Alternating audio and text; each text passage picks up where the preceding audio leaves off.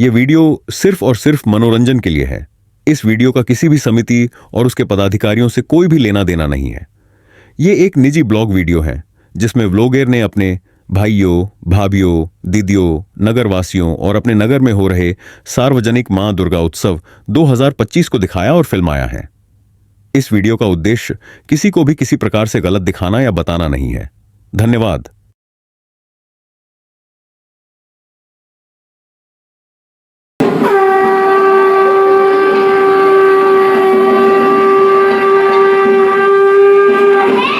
आज मैं आपको काली नगर के काली मंदिर में होने वाले इस साल के उत्साहपूर्वक हुए दुर्गोत्सव के बारे में शुरुआत से बताता हूं।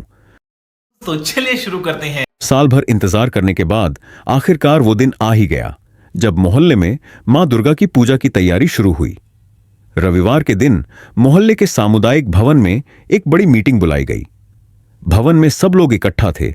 जैसे हर साल हम मां दुर्गा की पूजा बड़े धूमधाम से करते हैं, वैसे ही इस बार भी हमें मिलजुल कर पूजा को सफल बनाना है।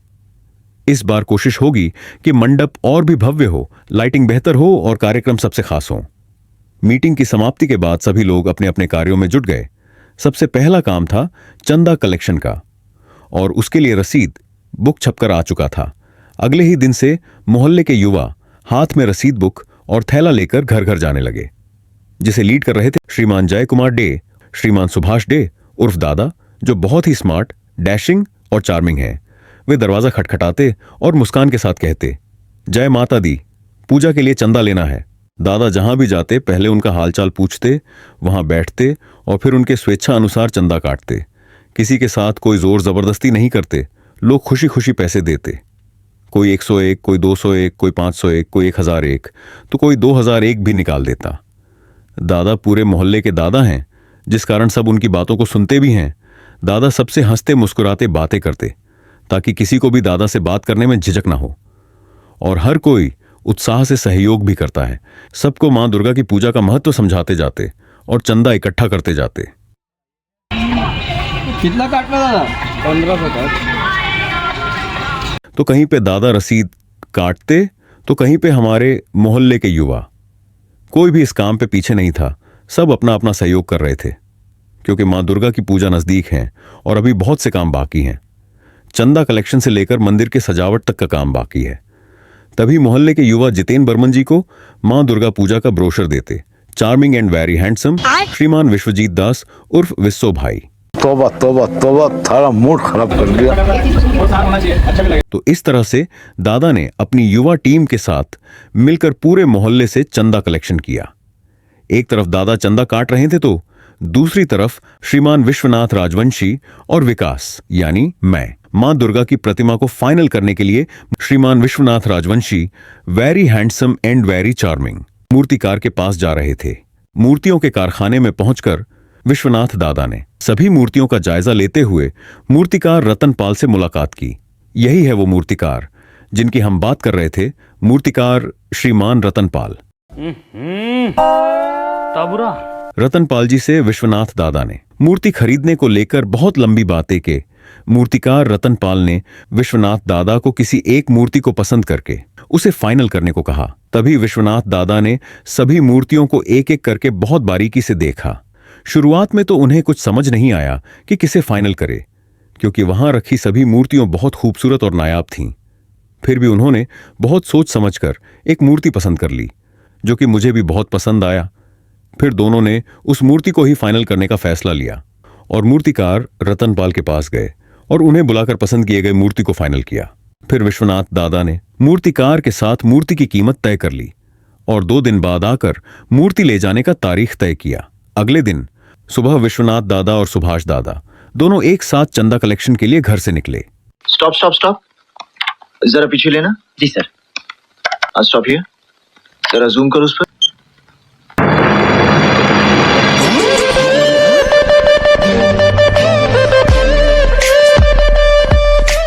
तेरे को क्या लगता था कि नहीं लौटेंगे?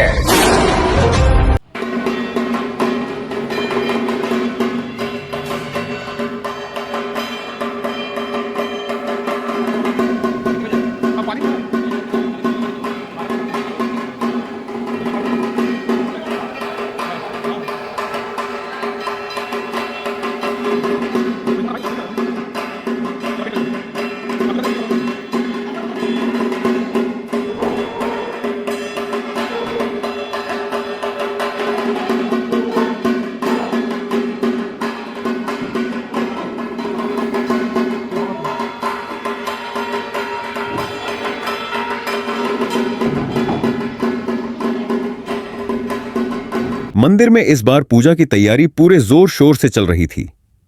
हर तरफ काम ही काम था। पंडाल वाले बांस बांधकर मंडप बना रहे थे तो पेंटर मंदिर के चारों ओर रंग रंगने में व्यस्त था। कोई लाइट की तार खींच रहा था।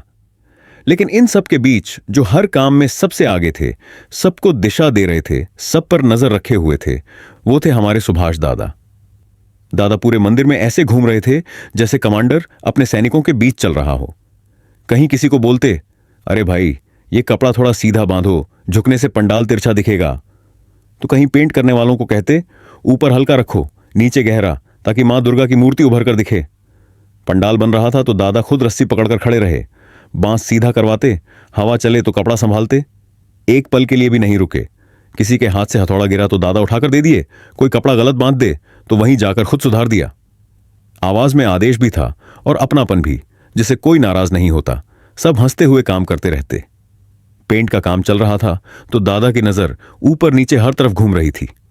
दादा बोले, जहां दिया जलेगा वहां सुनहरा रंग चाहिए, ताकि रोशनी की चमक दीवार से टकराकर चारों ओर फैले। दादा के इस अवतार को हमारा प्रणाम। तो राम निकला रे, देव मानुस निकला। देर रात का वक्त था। मोहल्ले की गलियां अब तक शांत हो चुकी थीं, लेकिन इसी सन्नाटे में हमारे 4 युवा, प्रभात, आयुष, चिका और अमित, मेरे साथ गए थे उस मूर्ति कारखाने की ओर, जहां इस साल की मां दुर्गा की मूर्ति बन रही थी। ये है हमारे मूर्तिकार के छोटे भाई श्रीमान मिलन पाल। करीब आधे घंटे बाद वे उस कारखाने पहुंचे। अंदर का नजारा देख सबके कदम ठिठक गए। चारों ओर मिट्टी की खुशबू फैली थी। बांस के ढांचे पर आकार लेती मूर्तियां मानो सांस ले रही हों। कुछ कारीगर चौकी पर बैठे बड़े ध्यान से मां दुर्गा के चेहरे पर बारीक रंग भर रहे थे, तो कोई मां के हाथ में त्रिशूल फिट कर रहा था। कोई पास ही लक्ष्मी और सरस्वती की मूर्तियों पर गहने सजा रहा था, तो कोई मूर्तियों के पैरों में गीली मिट्टी लगा रहा था ताकि दरार न पड़े। चारों युवा देर तक वहीं खड़े देखते रहे। किसी ने मूर्तियों के कपड़े के डिजाइन पर बात की, किसी ने मां के सिंह की मुद्रा पर। हर कोई मन ही मन सोच रहा था, जब ये मूर्तियां मंडप में सजेंगी तो कैसा दृश्य होगा। ये सब क्या देखना पड़ रहा है? अच्छा है मैं अंधा हूं।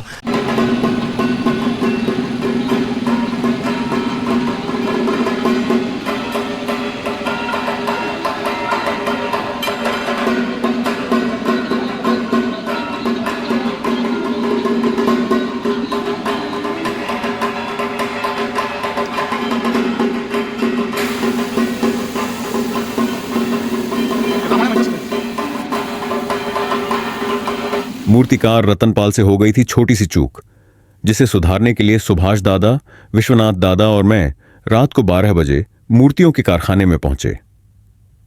एक तरफ रतनपाल और विश्वनाथ दादा खड़े उस विषय में बात कर रहे थे, तो दूसरी तरफ सुभाष दादा मां दुर्गा की प्रतिमा में हुए चूक को बारीकी से देख रहे थे, ताकि उसे सही तरीके से सुधारा जा सके। उस वक्त वहां जय दादा और कृष्णा दादा मौजूद तो नहीं थे, लेकिन वो 2 फोन पर हर एक पल की खबर मेरे से ले रहे थे।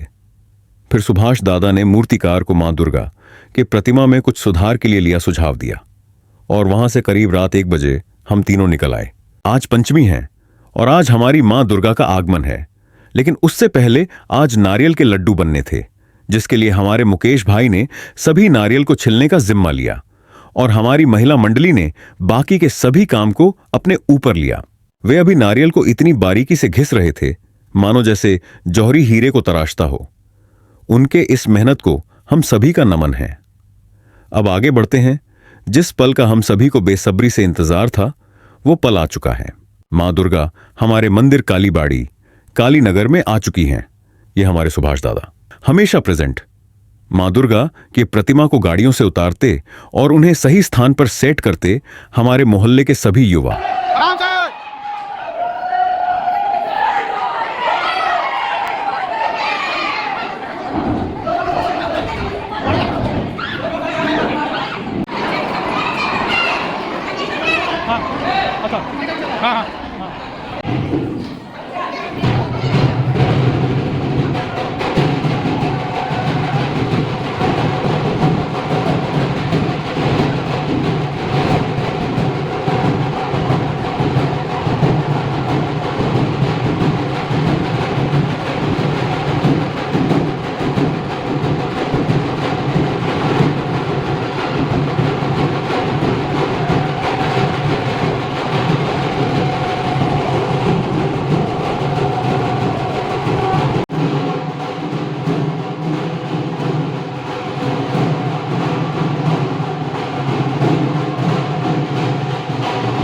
ये है हमारे श्रीमान कृष्णादास, बहुत ही लंबे, स्मार्ट, हैंडसम और स्टाइलिश स्टार।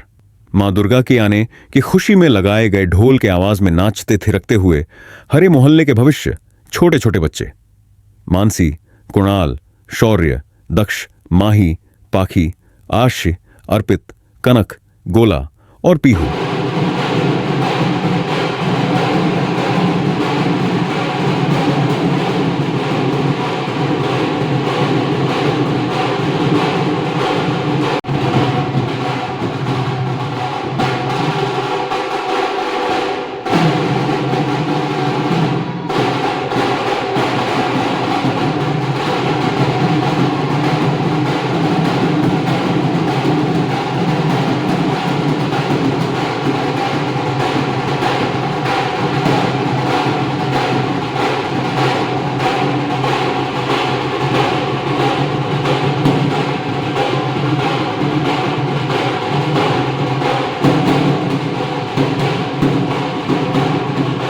रंगोली डालते हुए हमारे मोहल्ले के स्टार गर्ल्स दिया, डॉली, दिशा, आशिता और लवली।